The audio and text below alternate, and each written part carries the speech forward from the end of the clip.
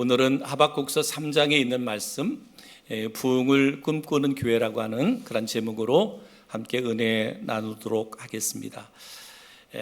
오늘 말씀의 배경을 보면 북쪽 이스라엘이 아수르한테 BC 722년에 멸망을 당하고 그리고 이제 그 아수르가 이제 유다를 침략해서 유다마저도 멸망시키려고 하는 그러한 시대였습니다. 근데 그런 시대 가운데서 그 시대를 움직이고 있던 그 시대에 가장 힘이 있다고 하는 아수르라고 하는 나라가 또 바벨론이라고 하는 나라를 통해서 이 아수르가 멸망을 당합니다. 그래서 오늘 이 하박국서는 이 아수르가 멸망당한 직후에 기록한 말씀이라고 볼 수 있습니다. 아수르라고 하는 나라가 이방 나라인데, 이방 나라가 북쪽 이스라엘도 멸망하고 유다도 멸망하려고 했는데, 거기에서 이제는 아수르가 멸망됐는데 또 다른 이방 나라 바벨론이 세워져서 아수르를 멸망시키고 이제는 또 유다를 이제 침략하게 되는 그러한 상황 가운데 놓여져 있는 시대적 배경입니다. 이 시대적 배경 가운데 오늘 하박국 선지자가 오늘의 말씀을 기록하는데, 여러분, 하박국 선지자는 기쁨의 선지자라고 하는 이름을 갖고 있습니다. 기쁨의 선지자라고 이름을 갖고 있는데, 근데 그는 처음에는 어떤 사람이었느냐? 의문이 참 많은 선지자였어요. 의문이 많은 선지자였습니다. 그래서 하박국서 1장에서 보면 계속적으로 하나님께 의문을 제기합니다. 하나님, 왜 악인들은 흥하고 의인들은 고통을 당해야 됩니까? 라고 하는 질문을 하나님께 드리는 거예요. 하나님, 아수르라고 하는 이방 나라, 악을 행하는 이방 나라가 왜 저 북쪽 이스라엘도 멸망하고 왜 우리도 멸망시키려고 합니까? 아니, 또 바벨론이라고 하는 나라를 세워서 왜 또 우리를, 아수르를 멸망시키고 또 우리까지 멸망시키려고 합니까? 라고 그런 상황 가운데서 왜 악인들은 흥하고 의인들은 고통을 당해야 됩니까? 라고 하는 의문을 제시합니다. 때로는 우리들도 지금 이 시대의 신앙생활을 하면서도 저희들 또한 이런 의문을 가질 때가 많습니다. 하나님, 저는 나름대로 열심히 믿음으로 살려고 애쓰고 힘쓰고 더 많이 기도하고 헌신하고 충성하는데 왜 하나님 나에게는 이런 고난과 이런 어려움이 생기고, 보면 세상에 적당하게 세상 죄 가운데 빠져서 불법과 불의를 행하는데 왜 저들은 나보다 더 형통한 삶을 사나요? 저들은 왜 나보다도 더 이 땅에서 잘 되는 삶을 사나요? 이런 질문을 던지는 거예요. 그래서 하박국 선지자가 하박국서 2장 1절에 이렇게 질문을 던집니다. 내가 내 파수하는 곳에 서며 성루에 서리라. 그가 내게 무엇이라 말씀하실는지 기다리고 바라보며 나의 질문에 대하여 어떻게 대답하실는지 보리라 하였더니, 그랬어요. 하나님께 의문을 제시하잖아요. 그리고 하나님이 뭐라고 말씀하시는지 내가 보리라, 내가 들으리라, 이렇게 말씀하셨습니다. 그때 하나님께서 이제 하박국 선지자에게 말씀을 주셨습니다. 하나님께서 그 질문에 대한 말씀으로 우리에게 도전을 주시는데 아주 중요한 메시지가 이게 담겨져 있습니다. 첫 번째로 하나님께서 하박국 선지자에게 오늘 우리에게 주시는 하나님의 말씀이 하박국서 2장 4절 말씀입니다. 우리가 잘 아는 말씀이죠. 의인은 그의 믿음으로 살리라, 이 말씀을 주셨어요.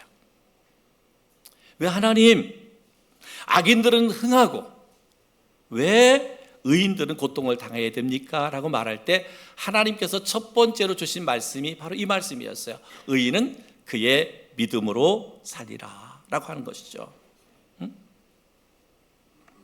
이 말씀의 의미는 뭐냐면 세상은 그 죄로 인하여 망하게 되지만 의인은 그의 믿음으로 살 것이다, 이 말씀이에요. 내 눈에는 지금 악인들이 흥한 것 같지만 결국은 그 죄로 인해서 그들은 망하게 될 것이다. 그러나 의인이 지금 힘들고 어려움 고난 가운데 있을지라도 의인은 그 믿음으로 말미암아 살리라, 이 말씀을 주셨습니다. 사랑하는 성도 여러분, 저는 여러분 한 사람 한 사람이 이 믿음으로 구원을 받았고 믿음으로 영생을 얻음을 믿으시기를 주의 이름으로 축복합니다. 두 번째로 주신 말씀이 무슨 말씀이냐? 바로 하박국서 2장 14절의 말씀이에요. 이는 물이 바다를 덮음같이 여호와의 영광을 인정하는 것이 세상에 가득함이니라. 이 말씀을 주셨어요. 물이 바다를 덮음같이 여호와의 영광을 인정하는 것이 세상에 가득함이니라.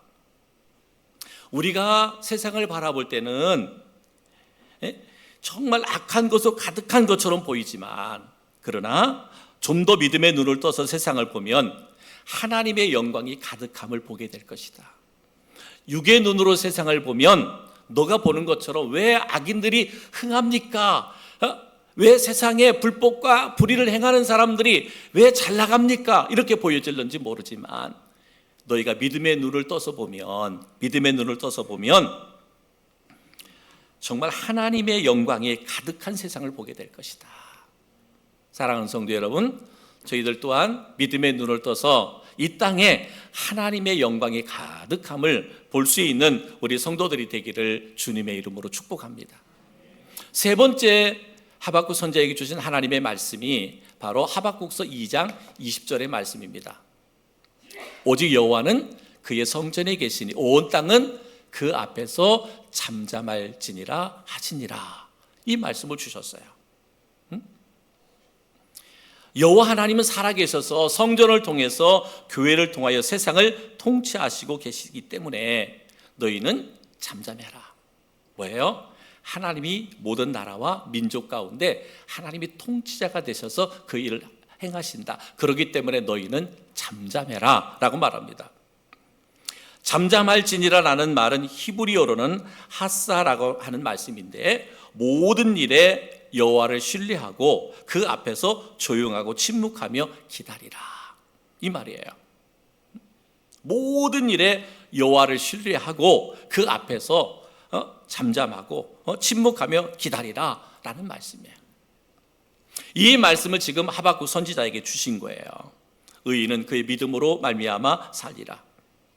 물이 바다를 덮음같이 여호와의 영광이 영을 인정하는 것이 세상에 가득하게 될 것이다. 또 오직 여호와는 그 성전에 계신 온 땅은 그 앞에 잠잠할지어다. 하나님이 모든 나라를 통치하고 다스리신다. 그렇기 때문에 그를 의지하고 그를 신뢰하고 그 앞에서 잠잠히 기다리라, 이 말씀을 주셨습니다.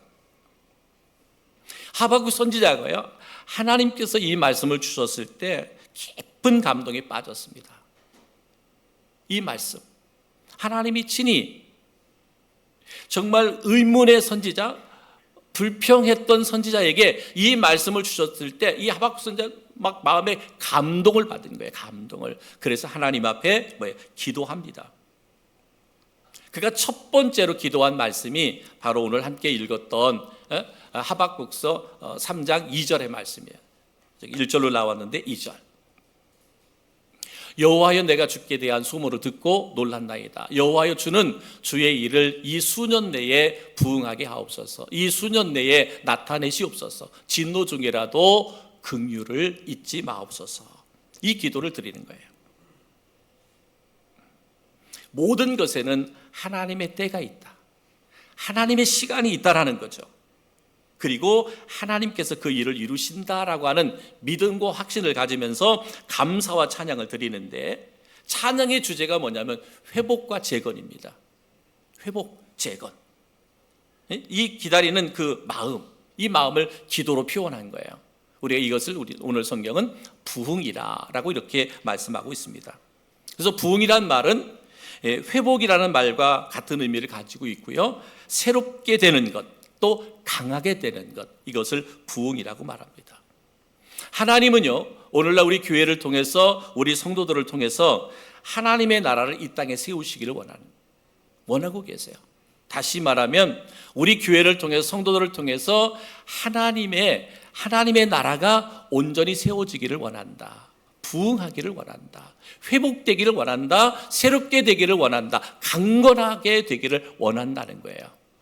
그렇기 때문에 저희 교회가 이렇게 하나님 앞에 쓰임 받을 수 있도록, 우리 성도들이 그렇게 하나님 앞에 쓰임 받을 수 있도록 내 자신을 내어드릴 수 있는 은혜가 있기를 주님의 이름으로 축복합니다.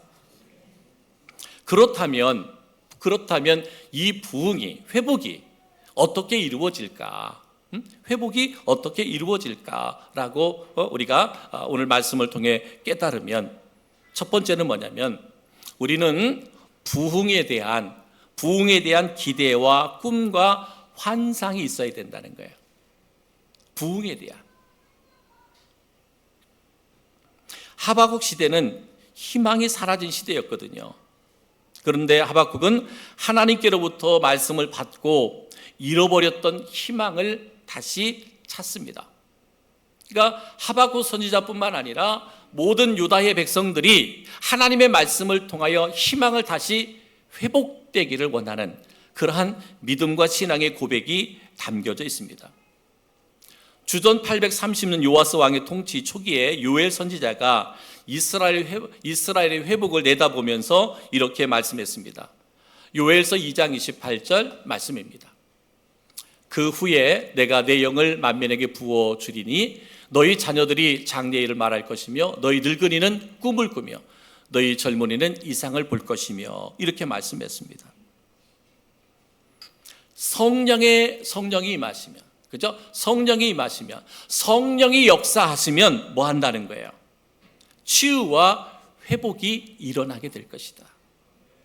성령이 임하시면, 성령이 우리 가운데 임하면 회복이 일어난다는 거예요. 새롭게 된다는 거죠. 강건하게 된다는 거죠. 즉 부흥이 일어난다는 거예요. 이것을 우리가 기대하고 꿈꾸고 이런 환상이 있어야 된다라고 하는 것입니다. 예수님의 제자들도요, 시대적 상황과 환경 앞에서 두려움에 떨고 있었잖아요. 그들에게 주님이 찾아오셔서 너에게 평강이 있을지어다 라고 말씀하시면서 또 그들에게 주신 말씀이 뭐예요? 아버지의 약속하신 성령을 받으라 라고 말했잖아요. 그리고 그들이 이 약속의 말씀을 믿고 마가의 다락방에서 기도할 때에 성령이 저들 가운데 임하였고, 이때 하나님이 주신 기대와 꿈과 환상이 살아나기 시작한 거예요. 그래서 그들이 이제는 복음 들고 세상에 나아가죠. 세상으로 나아가 그들이 나아가는 곳곳에서 복음을 전하게 되고, 거기서 예수 믿는 그리스도인들이 더 많아지게 되고 하나님의 나라가 이 땅에 세워지는 역사가 있게 됐다, 이 말입니다. 사랑하는 성도 여러분, 혹이라도 우리에게 어린 자녀들이 있다면 여러분, 우리 아이들에게 부모님들이 심어주는 기대와 꿈과 환상이 오늘의 모습을 가져온다는 거예요. 오늘도 여기서 예배하는 우리들의 이 모습이 때로는 우리 부모들이 어렸을 적부터 우리 아이들에게 심어줬던 그 하나님에 대한, 복음에 대한 기대, 그리고 꿈, 그리고 환상, 지금 이것을 이루고 있단 말이에요. 마찬가지입니다. 지금의 부모된 우리들이 우리 자녀들에 대한 기대와 꿈과 환상을 심어줄 때 그들이 내일의 일꾼이 되어줄 수 있다, 이 말입니다. 여러분, 우리의 어린이 교학교 교사들, 그리고 학생의 교사들, 청년을 지도하는 교사들 마찬가지입니다. 저들에게 하나님의 꿈을 심어줄 때 그들이 하나님의 꿈이 저들의 비전이 되게 되고, 그럴 때 그들이 다음 세대를 이끌어갈 수 있는 그런 놀라운 일꾼들이 된다라는 거예요. 바로 부흥은 언제 이루어지느냐? 바로 아름다운 기대, 꿈, 환상을 가져야만 되는 거예요. 성도 여러분, 나를 통해서 이루실 하나님을 기대하며 사시기를 바랍니다. 또한 저희 교회를 통해서 이루실 하나님의 놀라운 그 기대, 꿈, 환상을 볼 수 있기를 바랍니다. 반드시 하나님께서 그대로 이루시는 역사를 있게 하신다라고 말씀하고 있습니다. 두 번째는 뭐냐? 두 번째는 부흥은 말씀과 기도 운동으로 일어난다라고 말씀하고 있어요. 부흥은 언제 일어나느냐? 말씀과 기도 운동으로. 하박국 선지자가 입을 다물었어요. 하박국 선지자 입을 다물었어요. 왜? 하나님 말씀하셨잖아요. 의무를 갖고 끊임없이 하나님께 질문했지만 이제 하박국 선지자가 입을 다물어요. 왜요? 바로 하나님이 입을 여셨기 때문에 그렇습니다. 말씀과 기도는 부흥과 이어지는 축복이 되는 거예요. 말씀과 기도는 항상 하나님은 그가 세운 교회를 통해서 하나님 말씀하세요. 그렇기 때문에 항상 교회와 성도들은 하나님의 말씀에 귀를 기울일 줄 알아야 돼요. 하나님께서 말씀하시는 세미한 음성에 우리가 소리를 들을 수 있어야 된다, 이 말입니다. 사도로부터 하나님의 말씀이 선포되고 성도들이 그 말씀을 듣고 순종할 때 영혼들이 살아나고 또 말씀대로 성취되는 그런 역사가 나타났습니다. 여러분, 히브리서 기자가 말씀한 것처럼 히브리서 기자는 히브리서 12장 13절로 이렇게 말씀합니다. 하나님의 말씀은 살아있고 활력이 있어 좌우의 날선 어떤 검보다도 예리하여 혼과 영과 및 관절과 골수를 찔러 쪼개기까지 하며 또 마음의 생각과 뜻을 판단하니 지으신 것이 하나도 그 앞에 나타나지 않음이 없고 우리의 결산을 받으실 이의 눈 앞에 만물이 벌거벗은 것 같이 드러나느니라 라고 말씀하고 있습니다. 여러분, 부흥하는 교회의 특징을 보니까 성령의 검인 말씀이 중심이 되는 교회였다라고 말합니다. 어느 교회든지 부흥하는 교회는, 회복되는 교회는, 새롭게 되고 강건하게 되는 교회는 뭐예요? 항상 성령의 검인 말씀 중심인 교회였더라, 이 말입니다. 성도도 마찬가지죠. 성도들도 말씀이 중심이 되는 성도의 삶을 살아갈 때 하나님 반드시 하나님께서 그 영혼을 부흥케 하시는 거예요. 회복케 하시는 거예요. 새롭게 하시는 겁니다. 강건하게 하시는 것입니다. 살아있는 말씀의 선포와 그 말씀에 응답하는 성도들이 교회의 부흥을 이룬다. 사랑하는 성도 여러분, 항상 하나님과 하나님의 말씀을 통해서 우리의 삶의 중심에 임하는 은혜가 있기를 주의 이름으로 축복합니다. 여러분, 항상 하나님은 말씀으로 우리 가운데 찾아오셔요. 말씀으로. 그러니까 말씀을 묵상하는 일을 절대로 소홀히 하면 안 돼요. 그리고 말씀이 어떤 형태로 선포되든 그 말씀 우리가 아멘으로 받아야 돼요. 순종해야 돼요. 거기에 역사가 나타난다라고 하는 것이죠. 또 하나는 뭐라 그랬어요? 기도라고 그랬습니다. 기도는 하나님과의 교통이고 또 기도는 능력입니다. 기도는 능력입니다. 여러분, 말씀드렸잖아요. 우리는 왕의 기도를 드리는 자가 되어야 된다. 왕의 기도. 하나님께서 베드로의 신앙 고백을 받으시고 그에게는 왕의 기도의 특권을 주셨다고 말씀했습니다. 그렇다면 오늘 예수 그리스도를 믿고 구원받은 그리스도인 우리들에게도 왕의 기도를 드릴 특권이 있는 거예요. 그래서 우리가 예수님의 이름으로 기도할 때 그 기도가 다 하나님이 들으시고 응답하신다는 거잖아요. 그렇죠? 내가 땅에서 매면 하늘에서 매이고 땅에서 풀면 하늘에서 풀리는 그런 왕의 기도의 특권이 우리에게 주어졌는데, 여러분, 바로 교회의 부흥은, 우리의 심령의 부흥은 바로 기도할 때 이루어진다라고 말하고 있습니다. 심리학 교수인 윌리엄 파커라고 하는 분이 이런 말씀을 했습니다. 기도는 언제나 어디서나 시대를 초월하여 당신의 인생을 바꿀 수 있습니다 라고 말했어요. 기도는 언제 어디서나 시대를 초월하여 여러분의 인생을 바꿀 수 있다. 그렇습니다, 여러분. 기도는 우리의 인생을 바꿉니다. 혹 지금 내 인생, 내 삶이 만족스럽지 않은 분이 있다면 여러분, 더 하나님 앞에 엎드려 기도하는 성도가 되기를 바랍니다. 말씀드린 것처럼 기도는 여러분의 인생을 바꿀 수 있어요. 여러분, 기도는 우리의 질병을 치료하고 기도는 우리의 육신을 새롭게 합니다. 우리의 삶을 새롭게 합니다. 또한 기도는요, 우리를 두렵게 하는 것들이 있습니다. 그런데 이 모든 것들을 가라앉힐 수 있는, 두려움을 사라지게 하는 그런 능력이 어디에 있느냐? 기도에 있다. 그래서 초대교회 성도들은 사도들의 가르침을 받아 서로 교제하며 떡을 떼며 기도하기를 전혀 힘썼다라고 말합니다. 사도들의 가르침을 받아서 저들은 모여서 기도하기에 힘썼다라고 말합니다. 여러분, 교회의 부흥은 어디에서 시작되느냐? 기도 운동에서 시작됩니다. 말씀의 회복과 기도 운동에서 진정한 부흥이 일어난다라고 말합니다. 우리가 잘 아는 이야기 중에 스펄전 목사님이 그 당시에 영국의 놀라운 부흥을 이루는 그러한 목사님으로 사역을 했습니다. 젊은 후학들이 그 목사님에게 찾아왔어요. 지칠 줄 모르는 사역, 은혜가 능력이 넘치는 그 담겨진 설교, 정말 교회의 부흥을 일으키는 방법을 젊은 제자들이 묻습니다. 근데 한마디도 얘기하지 않고 그 제자들을 데리고 갑니다. 제자들 데리고 가서 문을 열자 사람들의 열기로 가득 채워진 현장을 보게 했습니다. 그때 스벤전 목사님이 이렇게 말합니다. 우리 교회의 부흥 발전소, 이곳이 우리 교회의 부흥 발전소다라고 말합니다.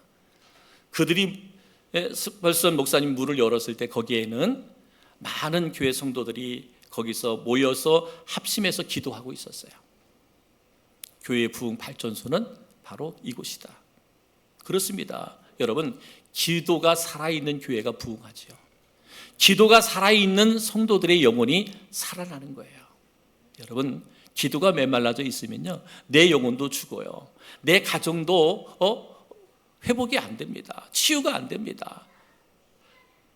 기도가 없으면 교회가 부흥 상상할 수도 없죠. 한국 교회도 지금 70년대, 80년대, 80년대, 90년대 초까지도 엄청난 교회의 그 기도의 불길이 타올랐을 때 가장 큰 부흥을 이루었거든요. 근데 교회들이, 성도들이 기도가 메말라져 가고 식어져 가니까 한국 교회는 우리 사회에 영향력을 끼치지 못하는 그런 사회로 전락했어요. 그리스도인들이 사회에 선한 영향력을 끼치는 그러지 못하는 것으로 전락해 버렸어요. 사랑하는 성도 여러분, 다시 한번 저는 저희 교회와 우리 성도들에게 말씀의 회복과 기도의 회복이 있기를 주의 이름으로 축복합니다. 그래서 저희 교회의 큰 부흥이, 그리고 여러분의 영혼과 심령 속에 큰 부흥의 역사가 일어날 수 있기를 주님의 이름으로 축복합니다. 세 번째는 뭐냐? 세 번째는 우리가 부흥하는데 가장 중요한 것이 뭐냐면 바로 회개의 역사라는 거예요. 회개의 역사. 성령의 검, 하나님의 말씀 선포는 사람들에게 자신의 죄를 깨닫게 하고 하나님께서 용서를 구하는 회개의 역사가 일어나는 거예요. 여러분, 말씀이 있는 곳에 말씀의 검이 내 마음 가운데 임할 때 회개의 역사가 일어나는 거죠. 내가 회개해야 되겠다, 내가 가서 회개해야 되겠다 해서 회개가 되어지는 것이 아니에요. 하나님의 말씀의 검이 내 심령과 골수를 찔러 쪼갤 때 진정한 회개가 이루어지는 거예요. 정말 자복하고 회개하는 역사가 이루어지게 되더라 하는 것이죠. 그렇기 때문에 여러분, 회개가 없는 교회는 참된 교회도 아니고요, 회개가 없는 성도는 참된 성도도 아닙니다. 초대교회의 모습을 보면 하나님은 사람들의 영혼에 말씀으로 조명을 하셨어요. 말씀으로 조명을 하셨고 사람들은 말씀 앞에서 자신의 죄와 허물을 보게 되는 거예요. 그러니까 뭐예요? 회개하는 거예요.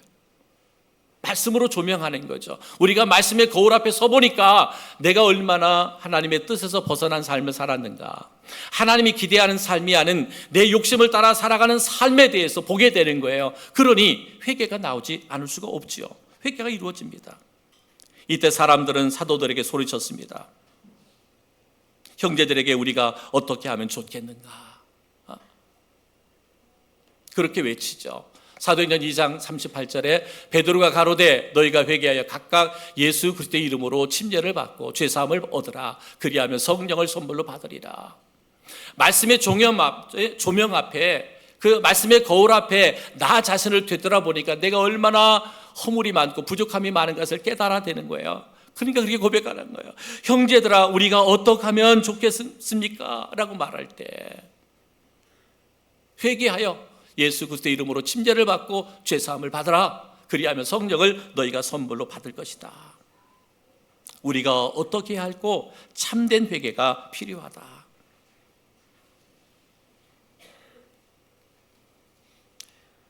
허물과 죄로 죽은 영혼이 살아납니다. 옛사람의 옷을 벗어던지고 예수 그리스도로 옷 입게 됩니다. 그렇기 때문에 회개는 부흥의 첩경이다. 회개는 우리의 심령을 하나님께서 이끌어 가신다라고 말씀하고 있습니다. 오늘 새벽에도 주시는 느헤미야서 7장에서 주시는 말씀 속에 보니까 제사장 중에서도 부정한 사람은 그 직무가 정지되었다라고 말합니다. 레위인 가운데서 아론의 후손 가운데서 제사장이 되었지만 그가 부정하면 하나님께서 그 직무를 정지시켜 버렸어요. 하나님을 제사하도록, 하나님을 예배하도록 부르셨던 제사장들이 부정할 때 하나님은 그 직분을 정지시켜 버렸다는 거예요. 다시 말하면 우리가 회개하지 않으면, 우리의 영혼이 정결하지 않으면 하나님의 일을 할 수가 없다 이 말이에요. 그래서 우리도 예배 드리기 전에 꼭 하나님 내 영혼을 정결하게 해주세요, 내 영혼을 깨끗하게 해주세요 라고 하는 우리가 기도를 드리는 것은 왜냐하면 우리가 드려지는 예배가 하나님께 연락되어지는 예배가 되기 위해서입니다. 내가 회개되어지지 아니하면, 내 죄가 씻겨지지 아니하면, 부정하면 하나님은 그 직무도 정지시켰는데 어찌 우리의 예배가 연락될 수 있겠어요? 여러분, 회개가 있는 곳에 부흥이 있습니다. 회개가 있는 곳에 회복이 있고요, 치유가 일어납니다. 새롭게 됩니다. 강건하게 되는 역사가 있게 된다 이 말입니다.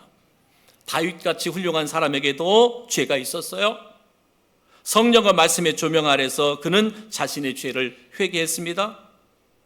베드로처럼 자신의 죄를 놓고 통곡할 줄 알아야 됩니다. 바울처럼 죄에서 온전히 돌아서야 됩니다. 그래야만 회복이 일어난, 부흥이 일어납니다. 하나님의 사명을 감당해낼 수 있다라고 말씀하고 있습니다. 여러분, 시편 51편 17절에 이렇게 말합니다. 하나님께서 구하시는 제사는 상한 심령이라. 하나님이여 상하고 통회하는 마음을 주께서 멸시하지 아니하시리라. 또 시편 34편 18절에 이렇게 말합니다. 여호와는 마음이 상한 자를 가까이 하시고 중심으로 통회하는 자를 구원하시는도다 라고 말씀하고 있습니다. 뭐예요? 회개의 운동이 힘차게 일어나는 곳에 하나님의 부흥이 있게 된다라고 말씀하고 있습니다. 사랑하는 성도 여러분, 혹이라도 내가 그리스도로 살아가면서 내 욕심대로 살아와, 내 뜻대로 살아오면서 하나님의 뜻을 거역한 부분이 있다면, 내 욕심 때문에 하나님의 영광을 가리운 것이 있다면 회개함으로 여러분의 심령의 부흥이 있기를 원합니다. 회복의 역사 있기를 바랍니다. 새롭게 되는 역사, 강건하게 되는 그런 부흥의 역사가 여러분들 가운데 있기를 주님의 이름으로 축복합니다. 마지막 네 번째로, 부흥은 모임과 나눔의 자리에서 일어난다 그랬습니다. 이스라엘 백성들은요, 부흥을 위하여 미스바로 모이라 그랬습니다. 갈멜산으로 모이라 그랬습니다. 부흥하는 교회의 특징을 보면 예배와 성도들의 모임이 있습니다. 모이기에 힘쓰는 교회가 부흥하는 교회입니다. 그런 교회에 하나님이 함께 하시고 역사하신다라고 볼 수 있습니다. 사도행전 2장 46절로 47절에 보면 날마다 마음을 같이하여 성전에 모이기를 힘쓰고 집에서 떡을 떼며 기쁨과 순전한 마음으로 음식을 먹고 하나님을 찬미하며 또 온 백성의 친송을 받으니 주께서 구원받는 사람을 날마다 더하게 하시니라 라고 말씀하고 있습니다. 성령으로 부흥했던 초대교회에 대해서 사도행전 2장 46절부터 44절로 45절에 이렇게 말합니다.